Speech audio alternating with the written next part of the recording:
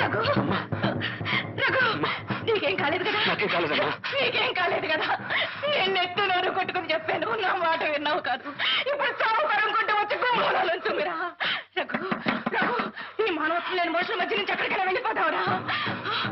అయ్యో ఇప్పుడు నేనేం చేయను రఘు. నేను నవమాసాలు మోసి కన్నది ప్రాణాలతో బలి ఇవ్వడానికి కాదురా. అయ్యో నా కాళ్ళు చేతులు మాత్రం లేదు. ఇప్పుడు నేనేం అమ్మా, కక్ష సాధించడానికి రాలేదమ్మా. నీ అండ కోరి వచ్చాను. భయంతోనో భక్తితోనో బాధ్యతతోనో ఎంతో బరువైన ఈ సిలువను ఇంతవరకు మోసుకొచ్చాను. ఇంకా నాకు ఆ శక్తి లేదు, ఓపిక లేదు.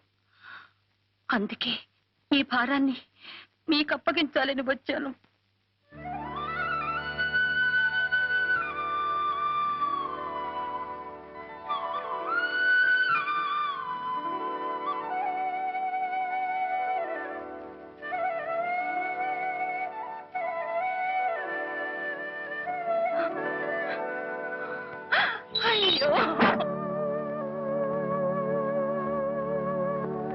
సారి చీరలతో సాగనంపాల్సిన నా ఇంటి ఆడపడుచును అర్ధరాత్రి పూట దొంగతనంగా దొడ్డి గుమ్మాన సాగనంపాల్సిన గతి పట్టింది. నాకు పెంచిన ప్రేమ మాత్రమే తెలుసు. మీకు పెంచిన ప్రేమ, కన్న ప్రేమ రెండూ తెలుసు. మీకు చేతులెత్తి మొక్కుతాను. ఇక నుంచి మా కరుణని తల్లిగా తాకిన, వదినగా సాకిన, అత్తగా ఆదరించిన అన్నీ మీరేనమ్మా. అయ్యో అయ్యో, ఏ ఆధారం లేని అసహాయరాల్ని. అంత భారం నేను మోయలేనమ్మా. భారాన్ని మీ మీద మోపి బాధ్యతలను తప్పుకుంటున్నాను అనుకోకండి. ఈ సమస్యను మనమే పరిష్కరించాలి. పరిష్కారం మన చేతుల్లో లేదమ్మా. ఆవేశపరుడైన నీ భర్త చేతుల్లో వీళ్ళిద్దరూ కలిసి తెచ్చే కంటే విడివిడిగా బతకడమే మంచిది. దయచేసి తీసుకుపోండి. నన్ను పంపేయకండి. మా ప్రాణాలు పోయినా సరే ఇక్కడే పోవాలి. నన్ను పంపేయకండి. నేను వెళ్ళను రఘు, నేను వెళ్ళను.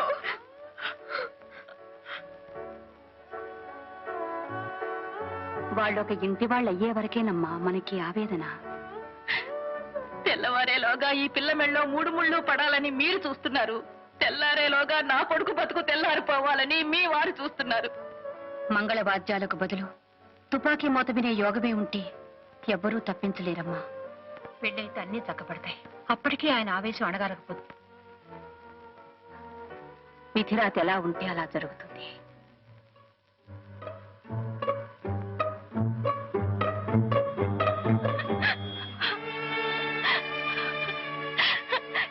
ఏమని దీవించను, నేనేమని దీవించను.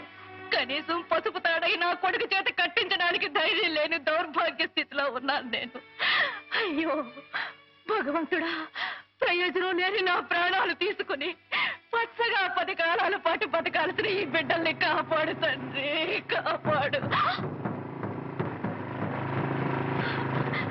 అయ్యో ఇప్పుడేం చేయాలి? మిమ్మల్ని ఎక్కడ దాచాలి? ఎక్కడ దాగున్నా సరే మన పులిమేర లోపల వాళ్ళని పట్టుకుని కాల్చి పారేయండి.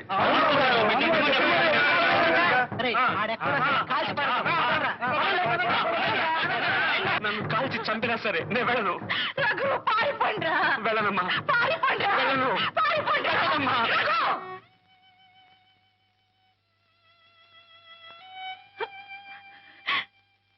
నీ ఒక్క ప్రాణం కాపాడుకోవడం ఎలాగరా భగవంతుడా అని నేను అల్లాడిపోతుంటే నన్ను నమ్మి ఇంకొక ప్రాణాన్ని నీకు జత చేసి వెళ్ళిందిరా. రఘు, నా కోసం నీ కోసం కాకపోయినా ఈ పిల్ల కోసమైనా పారిపోరా. వెళ్ళనమ్మా, పారిపోరా. వెళ్ళలేనమ్మా, పారిపోరా. వెళ్ళలేనమ్మా. రఘు, నువ్వు వెళ్ళకపోతే మీ నాన్నగారి మీద కొట్టు.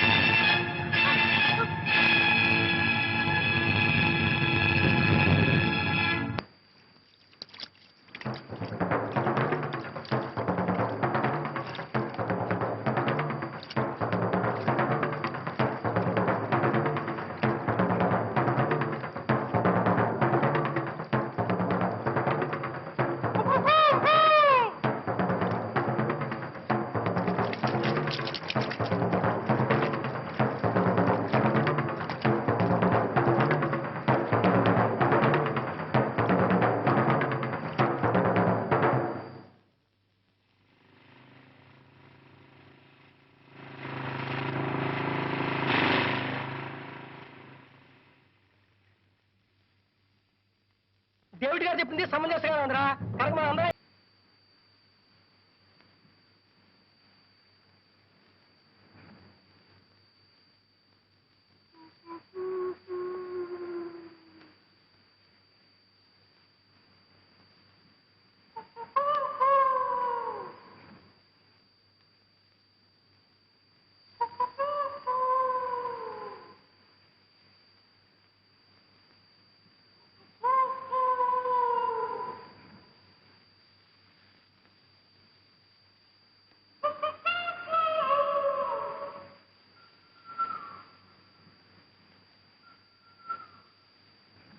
కరుణ కెరటాల హోరు వినిపిస్తుందా? కుక్కు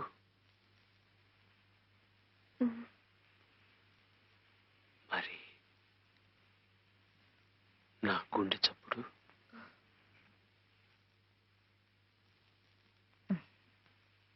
నీ గుండె నాది అయినప్పుడు వినిపించకుండా ఎలా ఉంటుంది?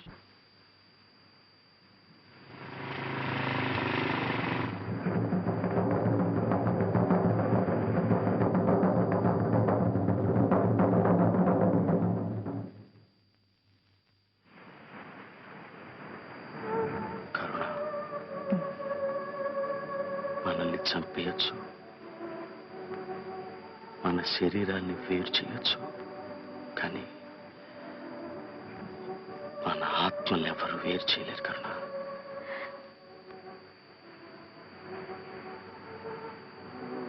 రఘు, కనీసం తెల్లవారు ఎవరికైనా ఈ శబ్దాలు వినగలవంటావా? మనకు చావులేదు. ఎందుకో తెలుసా? ఈ కెరటాల హోరు, ఈ కుక్కూరవాలు, ఈ గుండెల చప్పుళ్ళు ఇప్పుడే కాదు, ఎప్పుడూ ప్రతిధ్వనిస్తూనే ఉంటాయి.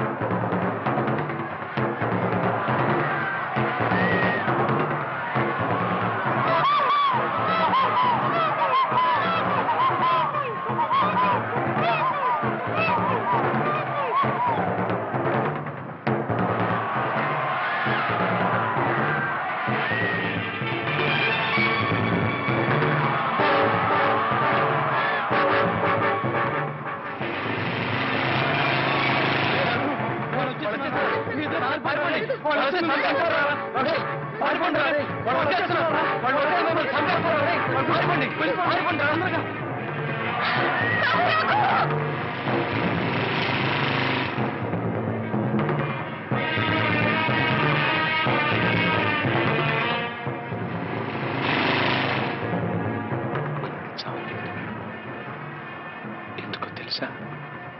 ఈ కెరటాల హోరు, ఈ కుక్కూరవాలు, ఈ గుండెల చప్పుళ్ళు ఇప్పుడు కాదు, ఎప్పుడు ప్రతిధ్వనిస్తూనే ఉంటాయి.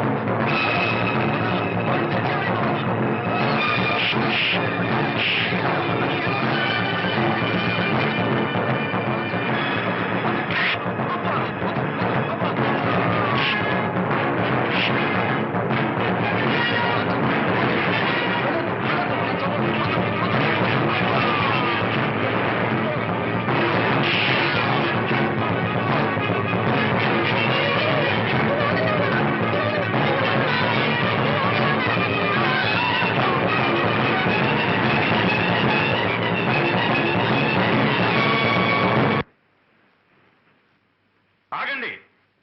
నన్ను వదిలిపెట్టండి. నేను చెప్పేది విను దయచేసి నన్ను వదిలిపెట్టండి. డేవిడ్.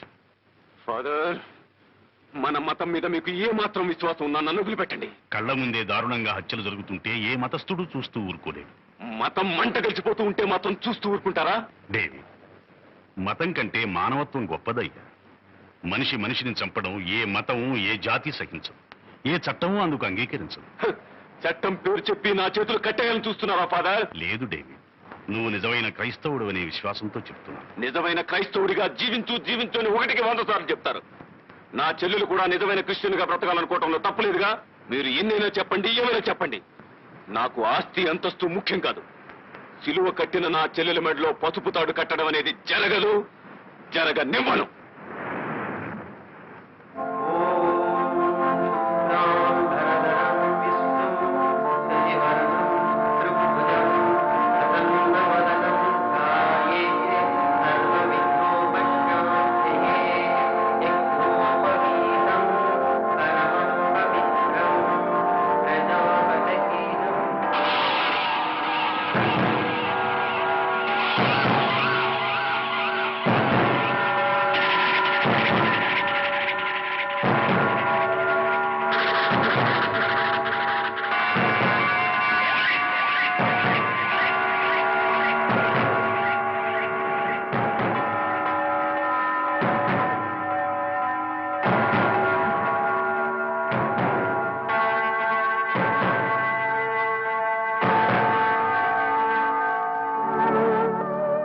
మేమిద్దరూ ఒకటవటానికి ఇవే అడ్డైతే ఆ అడ్డకి మీద వద్దు.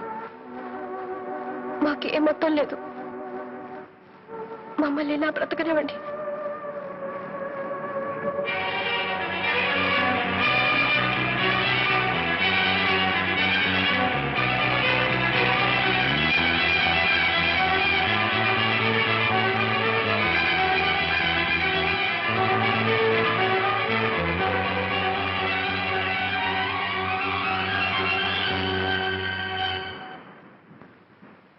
ధర్మం పరిరక్షింపబడాలని ఆశించే వ్యక్తికి గడ్డిపరకే ఆయుధం అవుతుంది.